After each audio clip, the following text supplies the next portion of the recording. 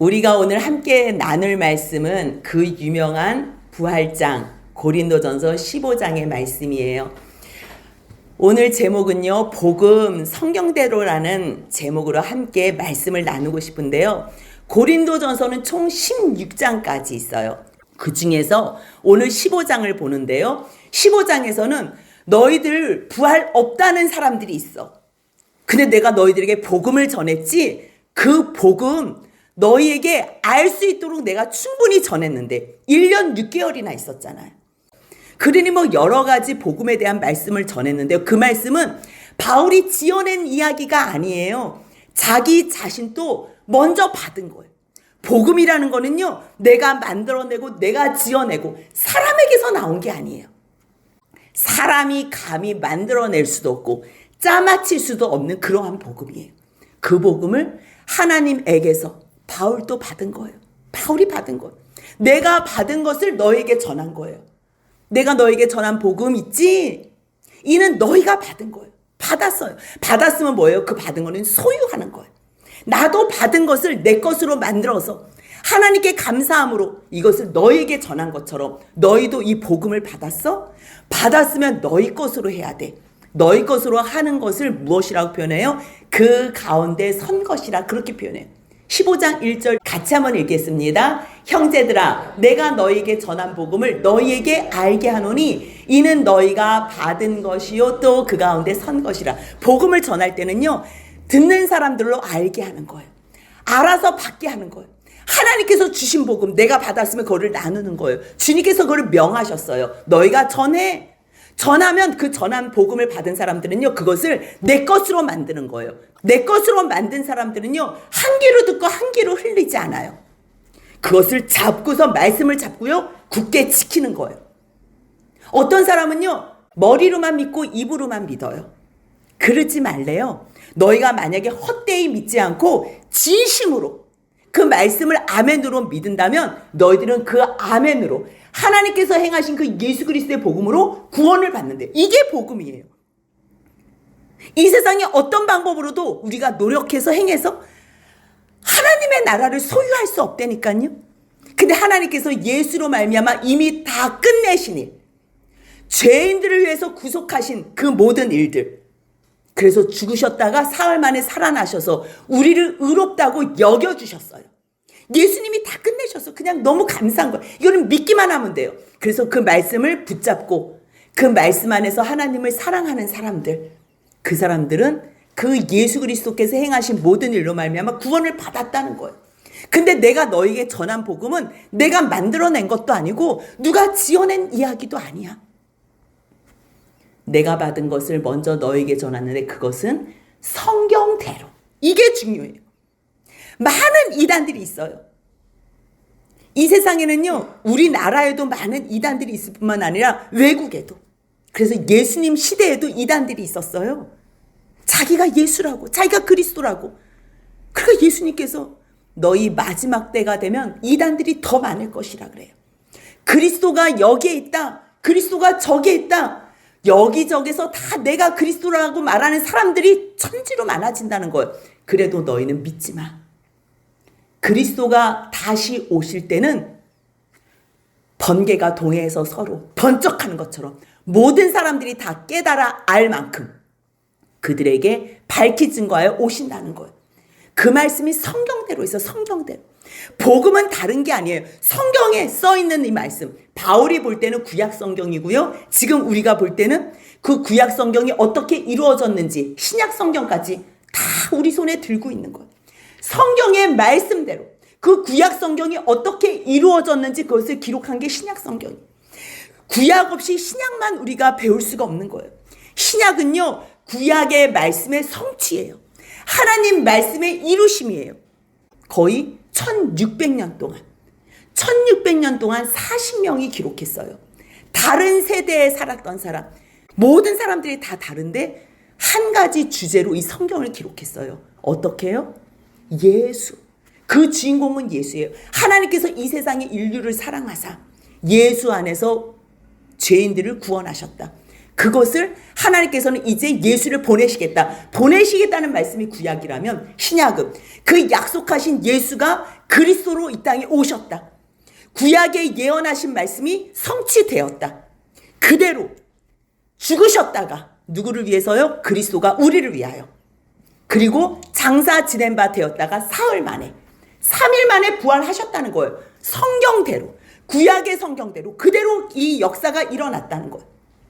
이 말씀은요, 지금 바울만 하는 게 아니에요. 예수님께서 죽으셨다가 부활하신 다음에 나타나셨는데도 사람들이 알아보지 못하는 거예요. 열심히 성경책은 읽는데 그 성경이 지금 누구에 대해서 말씀하시는지 모르는 거예요. 우리들이 열심히 와서 교회 다니고 예배 드린다 그래요. 근데 교회 와가지고 아니 어디다가 땅 투기하면 돈을 벌 수 있지? 어떻게 하면 우리가 세상에 복을 받을 수 있지? 어떻게 하면 이 세상에서 잘 먹고 잘 살 수 있지? 그게 성경에 써 있는 줄 알아요. 성경에는요, 이 세상에서 잘 먹고 잘 사는 법이 써 있는 게 아니고요, 예수에 대해서 써 있어요. 그 말씀을 누가복음 24장 44절에 대해 한번 같이 읽겠습니다. 또 이르시되 내가 너희와 함께 있을 때에 너희에게 말한 바 곧 모세의 율법과 선지자의 글과 시편에 나를 가리켜 기록된 모든 것이 이루어져야 하리라 한 말이 이것이라 하시고, 그래서 주님께서도 똑같이 말씀을 깨닫게 한 거예요. 예수님께서 그때 폈던 성경은 뭐예요? 구약 성경을 말하는 거예요. 예수님께서는 오직 성경만, 하나님의 말씀만 증거하시고 가르쳐 주신 거예요. 그래서 바울도 그 말씀, 성경대로 예수님이 죽으셨네? 성경대로 예수님이 살아나셨네? 정말 6월절 어린 양은 뼈를 꺾지 않잖아요. 6월절 어린 양. 근데 그 6월절 어린 양이 예수가 되셨네? 그 예수님이 십자가에 못 박혀 죽으셨을 때 옆에 있었던 두 강도는 다 뼈를 꺾었는데 예수님은 뼈를 꺾을 필요가 없었어요. 성경에 써 있었기 때문에 뼈를 꺾지 않은 게 아니고요, 예수님은 뼈를 꺾지 않고 죽으셨기 때문에 성경에 미리 주님께서 쓴 거예요. 우리는요, 과거, 현재, 미래, 시간의 흐름을 따라서 세상의 모든 역사가 진행되니까 꼭 흐름을 따라서만 해요. 근데 이 시간을 누가 창조하셨어요? 태초에 하나님이 천지를 창조해요. 태초라는 게 뭐예요? 시간이에요. 하나님이 시간도 창조하시고 공간도 창조하셨어요. 그렇기 때문에 그 창조하신 그분은요, 그 창조 바깥에서 시간을 보시는 거예요. 과거, 현재, 미래가 하나님한테는 의미가 없어요. 그런데 그 시간 속에 들어오셔서 우리에게 말씀하시고 인도하시고 이끌어 가시는 거예요. 주님은요, 예수님을 보내시기로 작정하셨기 때문에 시간 밖에서 다 이미 벌써 아시는 거예요. 그래서 어린 양의 뼈를 꺾지만 예수님을 예표하는 거예요. 참된 실물, 실상은요, 예수 그리스도예요. 성전도요, 그림자, 예수님의 그림자. 모든 성경이 다 예수님에 대해서 말씀하신 거예요. 그 예수님이 죽으시고 살아나셨다는 거. 왜요? 누구 때문에요?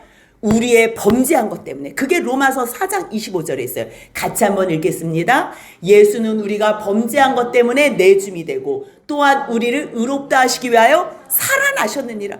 우리의 죄를 대신 대속해 주시려고 십자가에 죽으시고 죄 없으신 그분이, 그리고 다시 살아나신 그 의가 우리에게 덧입혀진 것뿐이에요. 그래서 사람이 할 수 없는 이 죄에 대한 문제를 예수께서 100% 순종하심으로 말미암아 다 용서하시고 우리를 의롭다 하신 거예요. 그래서 예수님이 그리스도라는 것을 믿기만 하면 그 이름의 뜻이 뭐예요? 예수. 예수는요, 자기 백성들을 그들의 죄에서 구원하는 분이에요.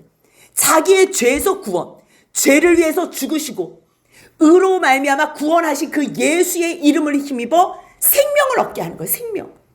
근데 그 예수님이 그냥 죽었다가 끝났어요? 아니에요. 그분은 실제적으로 죽었다가 부활하셨어요.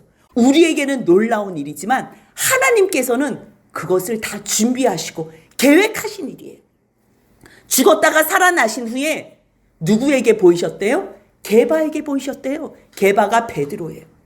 그리고 12제자에게 보이셨대요. 그리고 500여 형제들에게 다 보이셨대요.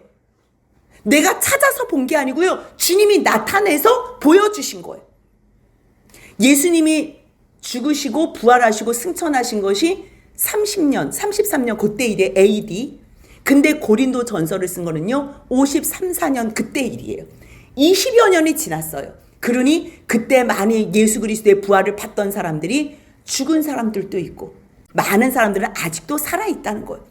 봤다니까요, 여러분들. 봤으면 얘기 끝난 거예요. 사도행전 1장 8절에 성령이 너에게 임하시면, 성령이 임하시면 어떠한 일이 있냐면요, 권능을 받아요. 성령이 임하면. 그래서 예루살렘과 유다와 사마리아와 땅끝까지 이르러 예수님의 증인이 돼요. 그럼 성령이 임한 사람들은 이 영이 열려서 누구를 보게 되냐면 예수를 보게 돼요.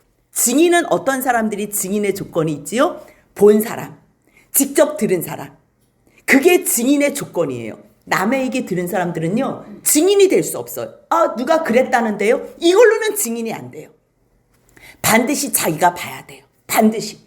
그래서요, 그 후에 500여 형제들에게 보인 다음에 야고보, 이 야고보에게 보이신 거는요, 동생 야고보예요. 제자 야고보 말고요, 동생 야고보. 동생들이 다 예수를 미쳤다 그랬거든요.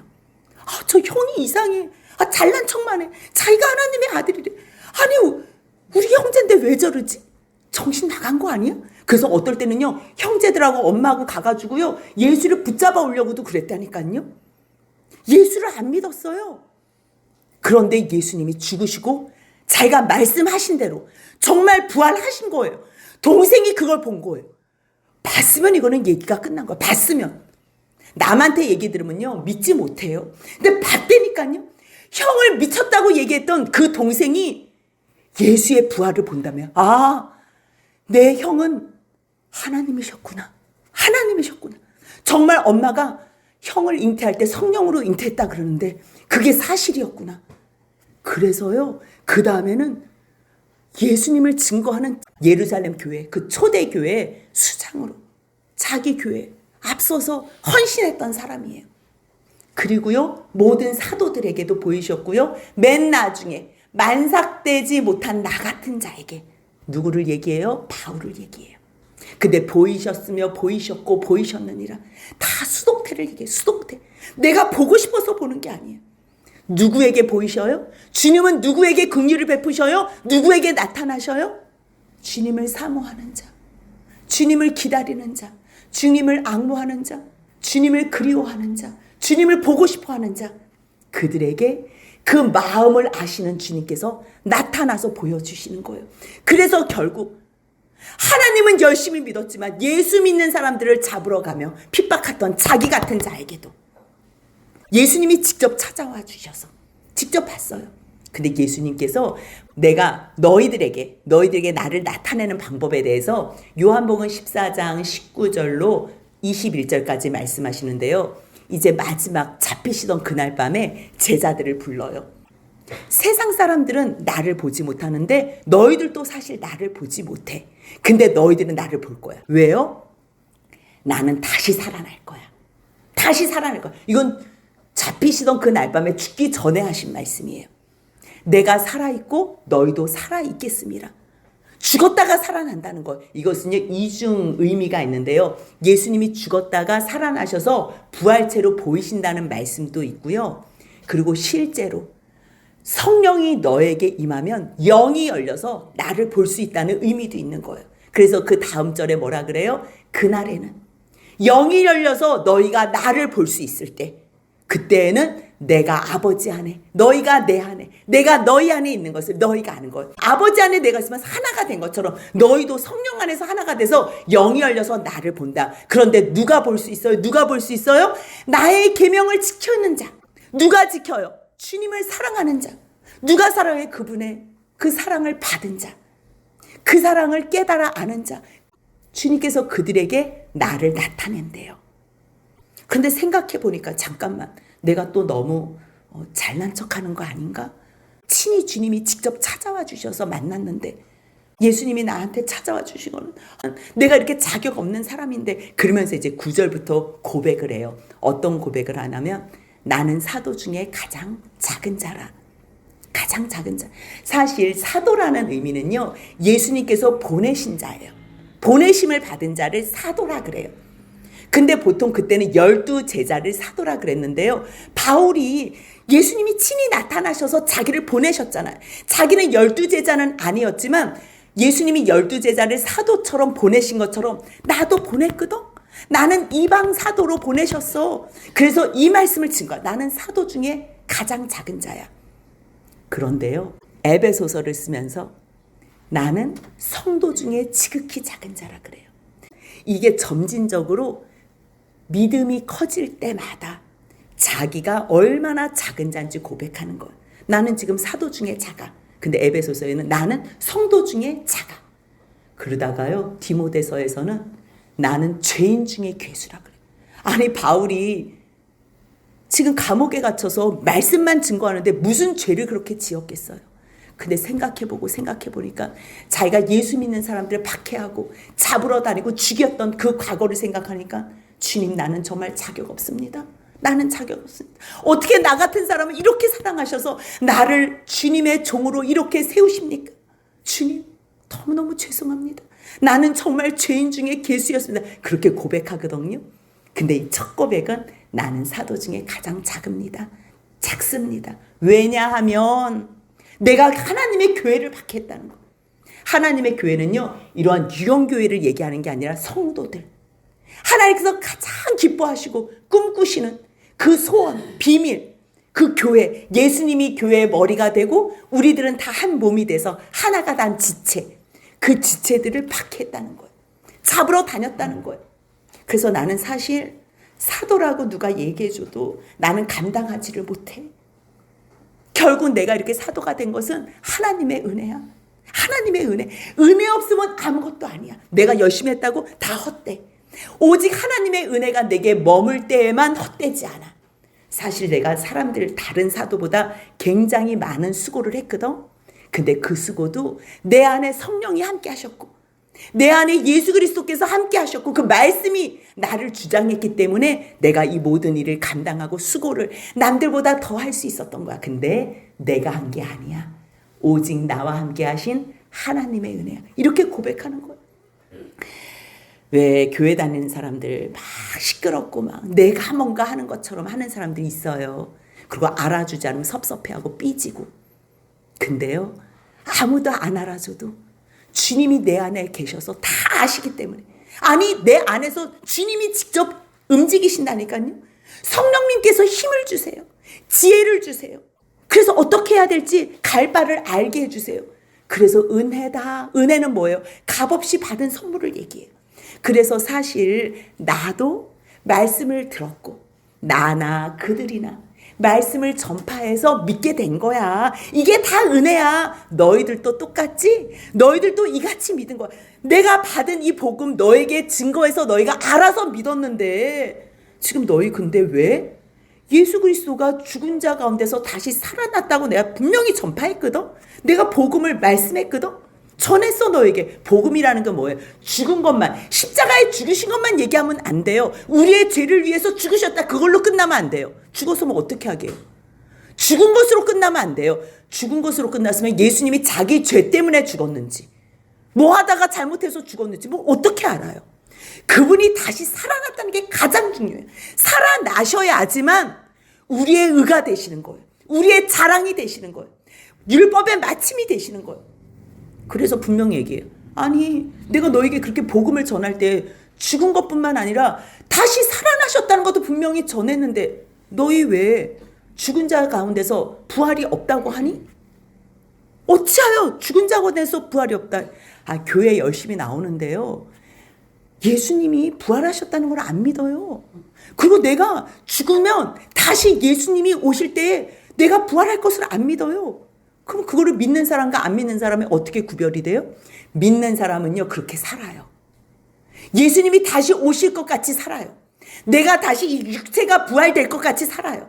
내가 영원한 하나님의 나라의 상속자로 살아요.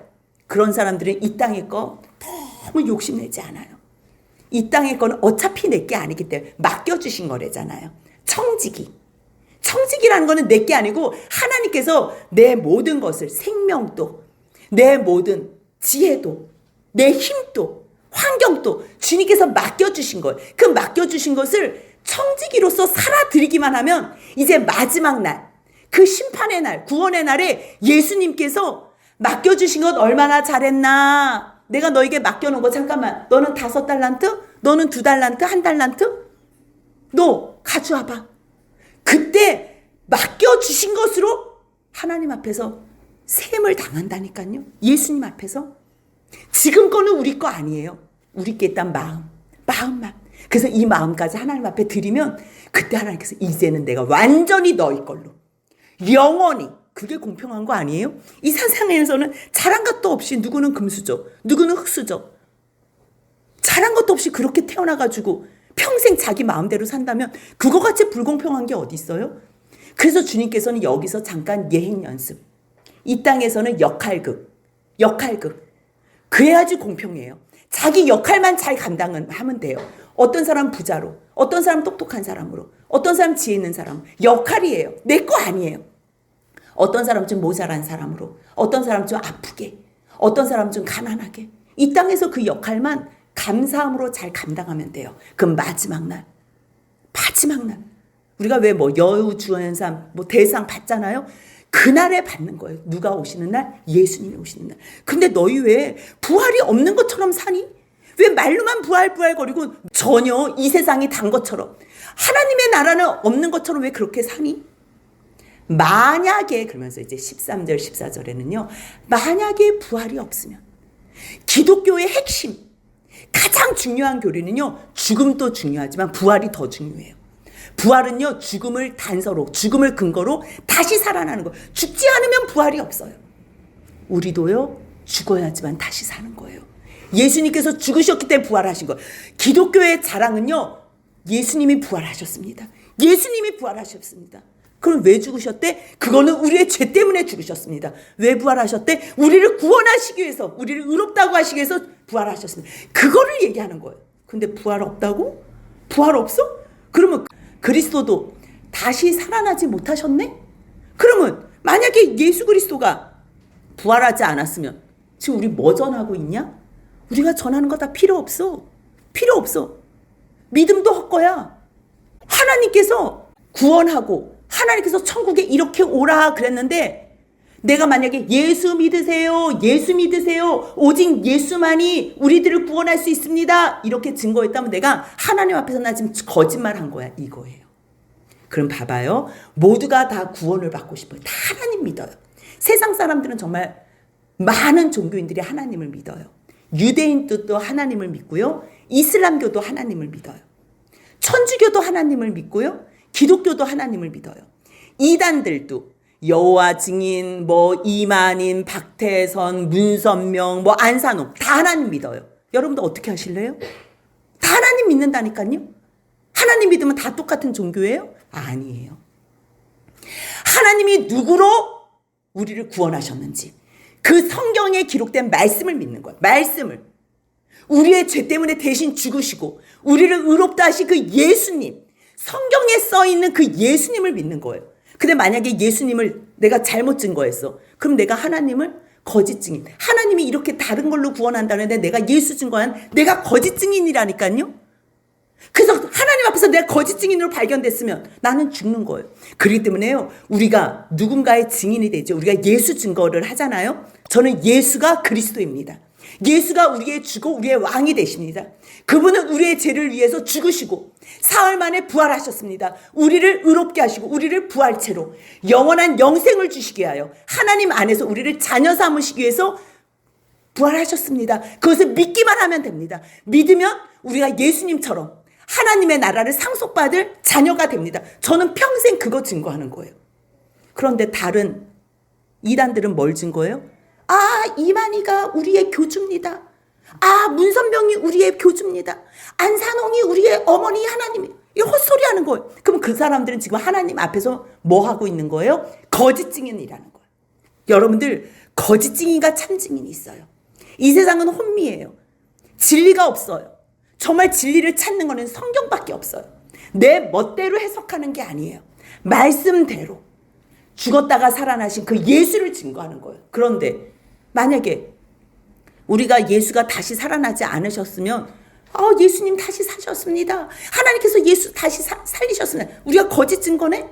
만일 죽은 자가 다시 살아나는 일이 없으면 하나님이 그리스도를 다시 살리지 않은 거야.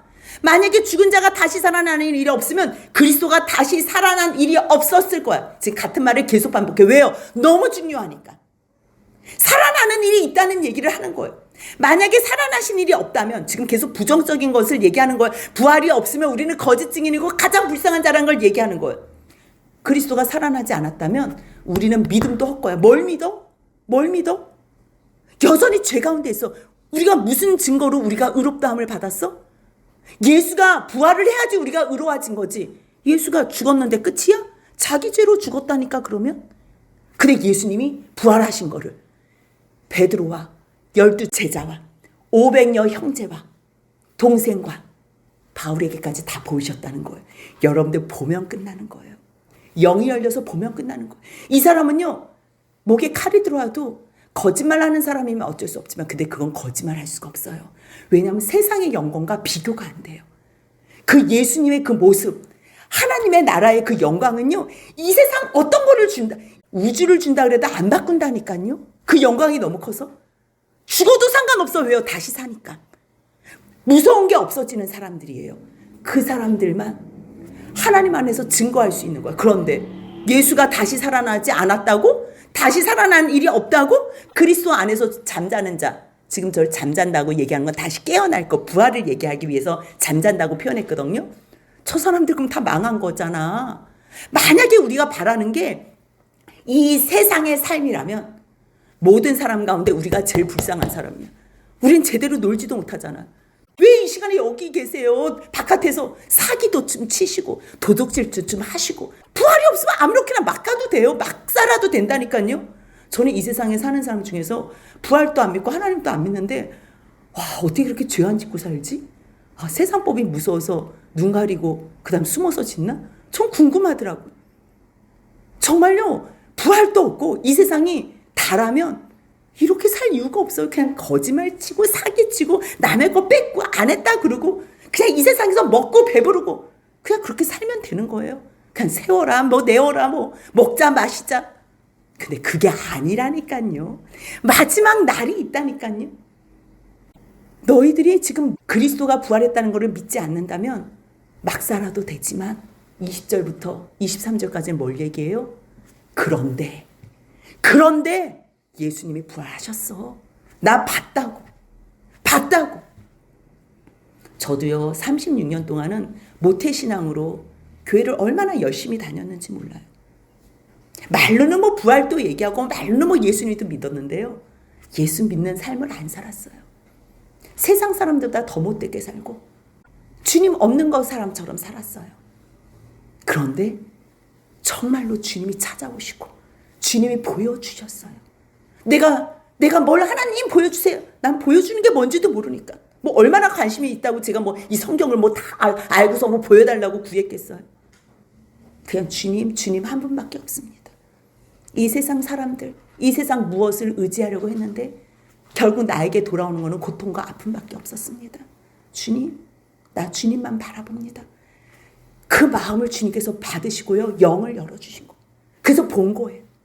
나를 위해서 죽으신 그 사건을 영 열려서 본 거예요. 그러니 이제는요, 그리스도께서 죽은 자 가운데서 살아나서, 이거는 본 사람은요 증거할 수밖에 없어요. 본 사람은 증인의 조건이 돼요. 그래서 예수께서 부활하셔서 잠자는 자의 첫 열매가 되셨어요. 첫 열매가. 아담으로 말미암아 사망이 들어왔어요. 아담으로 말미암아. 근데 예수로 말미암아 우리가 부활하게 돼. 이게 놀라운 일이에요. 아담으로 말미암아. 아담 안에서 모든 사람이 다 죄를 지었어요. 모든 사람들이. 아담에게서 하와가 나왔잖아요. 하와가 죄짓고 아담이 죄짓고 그 자녀들 가운데서 태어난 사람들은 죄인이지.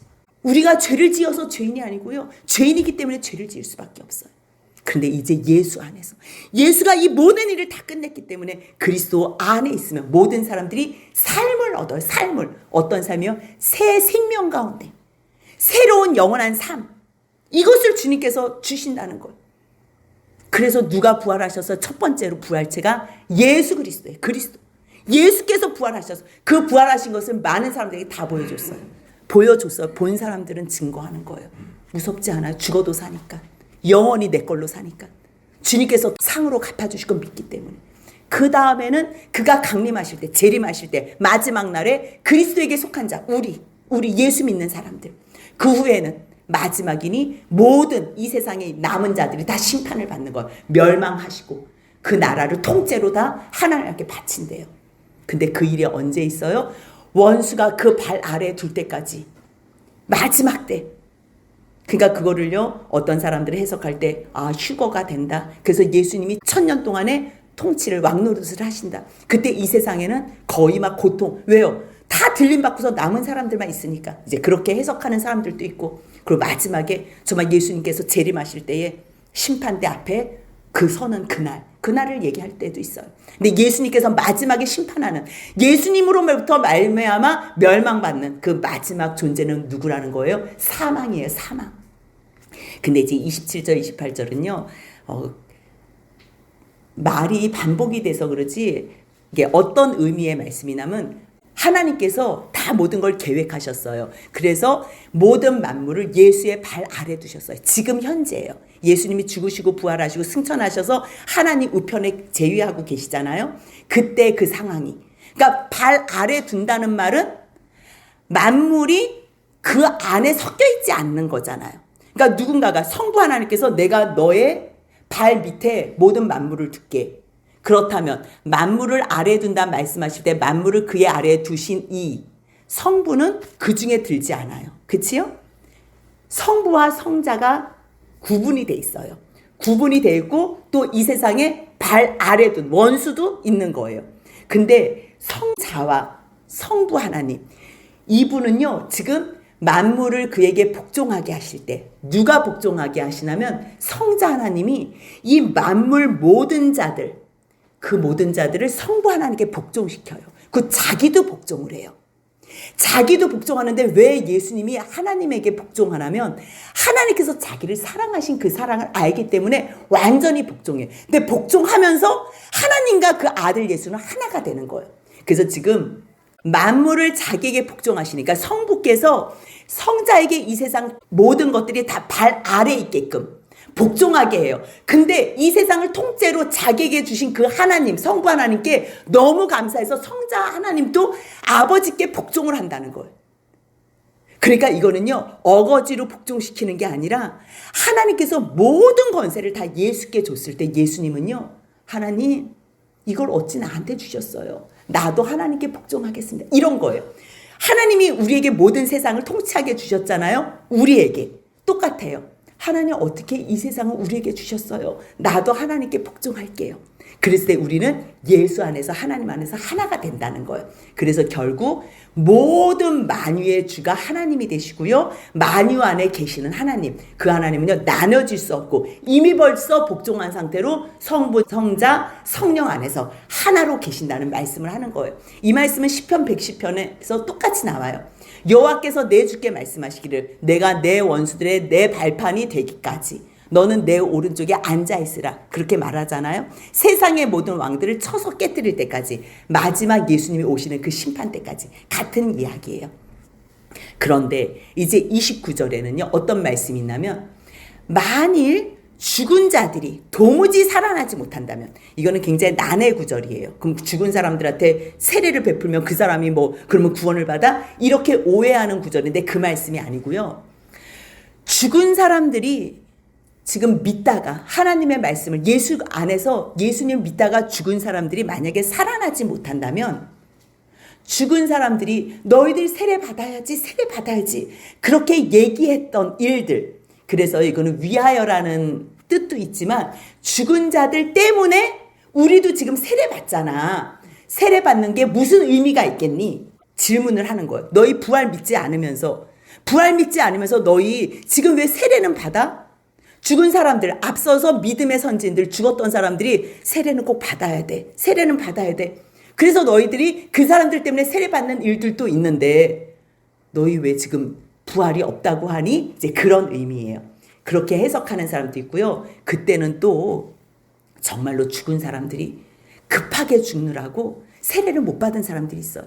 그러면 대신 세례를 받아줬다는 이야기도 있어요. 근데 그거는 바울이 그거에 대해서는 절대 긍정하는 내용이 아무것도 없기 때문에 이것은 그 먼저 죽은 사람들이 세례는 꼭 받아야 되는구나. 왜요? 이 세례는 내가 예수님을 믿는다는 것, 예수와 함께 죽고 예수와 함께 산다는 그 표식적인 행위이기 때문에 너희들이 세례를 받아야 된다. 그러한 의미거든요.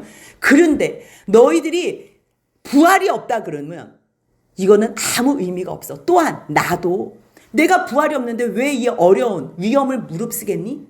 내 형제들이 정말 이 모든 일들을 감당하는 것, 나도 날마다 주님 앞에서 나를 쳐서 죽는 이유, 이거는 내가 죽는다는 게 아니고 나는 없다는 거예요. 내가 오직 내 안에서 예수만 살게 하는 이 모든 일들, 그리고 믿음의 형제들이 에베소에서 이 어려운 일들, 맹수와 싸우고 순교를 하고 이 모든 어려운 일들 왜 감당하겠니? 죽은 자가 다시 살아나지 못한다면 야 그냥 흥청망청 내일 죽을 터이니 그냥 먹고 마시자 하지 않겠니?